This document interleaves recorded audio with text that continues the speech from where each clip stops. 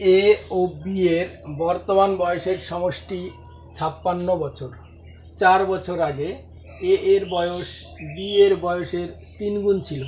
তাহলে এ এর বর্তমান বয়স কত? এখানে আমাদের দেওয়া আছে ৪ বছর আগে এ এর বয়স বি এর বয়সের ৩ গুণ ছিল। তাহলে বলতে পারি বি এর বয়স যদি ১ বছর হয় ৪ বছর আগে, তাহলে এ এর বয়স হচ্ছে ৩ বছর।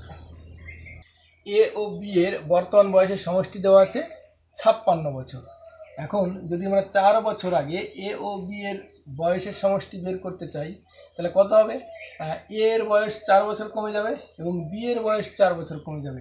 তাহলে আমরা বলবো যে ৪ বছর আগে এ ও বি এর বয়সের সমষ্টি বের করতে গেলে ৫৬ থেকে ২ বার ৪ বিয়োগ করব, কারণ এর জন্য ৪ কমবে, আবার বি এর জন্য ৪ কমবে। তাহলে এইটা পাবো আমরা ৫৬ থেকে যদি ৮ বিয়োগ করি তাহলে কত পাবো? ৪৮। এখন এই যে ৪ বছর আগে এ ও বি এর ৪ বছর আগে এ ও বি এর বয়সের সমষ্টি ছিল ৪৮ বছর। এখন ৪ বছর আগে তাদের বয়সের অনুপাত 3:1, অর্থাৎ এর বয়স ৩ বছর হলে বি এর বয়স হচ্ছে ১ বছর। তাহলে এদের যোগফল কত? এদের যোগফল হচ্ছে ৪। তাহলে এই যে ৪ থেকে ৪৮ কত দিয়ে গুণ হয়েছে? এটা যেন ১২ দিয়ে গুণ হচ্ছে। তাহলে বলবো ৪ বছর আগে এর বয়স ছিল ৩ গুণিত ১২, তার মানে হচ্ছে ৩৬, আর বি এর বয়স ছিল ১ গুণিত ১২ সমান ১২। আমার চেয়েছে কি? এ এর বর্তমান বয়স।